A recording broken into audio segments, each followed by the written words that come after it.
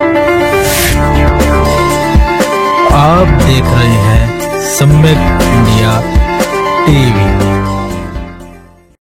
सम्मानित मुल्क के मालिकों, मैं बौद्ध भिक्षु सुमित रतन आज एक विशेष मुद्दे पर, बहुत ही महत्वपूर्ण मुद्दे पर आपसे वार्ता करने आया हूं।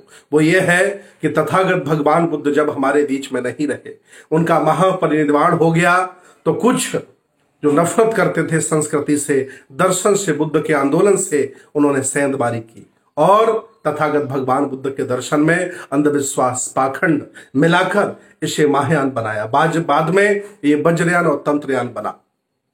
और अभी इसी सदी में बोधिसत्व बाबा साहब के आगमन से तथागत भगवान बुद्ध का धम्म गांव गांव, शहर शहर, नगर नगर जाने लगा। तो आज तथागत बुद्ध की संस्कृति के विरोधी, श्रवण संस्कृति के दुश्मन सक्रिय हो गए हैं और वह चीवरधारी के वेश में, उपासक के वेश में, सहिष्णु भाव रखते हुए वह बाबा साहब के कार्यक्रम की मंच पर भी बैठते हैं, तथागत भगवान बुद्ध के सही कार्यक्रम की मंच पर भी स्थान पाते हैं। और वही लोग, दोहरे चरित्र के लोग, आरएसएस भाजपा के द्वारा पूरे देश भारत में, पूरे जगह जगह स्टेट लेवल पर कार्यक्रम कराए जा रहे हैं, उनमें भी पहुंच करके माला डलवाने का काम करते हैं।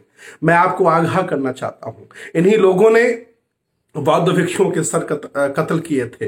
इन्हीं लोगों ने हमारे राजा महाराजाओं के सर कत्ल किए थे, सर कलम किए थे।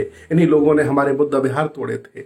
इन्हीं लोगों ने नालंदा में आग लगाई थी। ये आपके कभी नहीं हो सकते हैं। और आप जाकर के उनका मनोबल बढ़ा रहे हैं, आप जाकर के उनके कार्यक्रम में संख्या बढ़ा रहे हैं। ये आप इस आंदोलन के साथ धोखा दे रहे हैं, बुद्ध की संस्कृति के साथ धोखा दे रहे हैं। या तो ईमानदारी से आप श्रमण आंदोलन के व्यक्ति बन जाइए, या तो ईमानदारी से आप ब्राह्मण आंदोलन के व्यक्ति बने रहिए, लेकिन दोनों नाव में यात्रा मत करिए।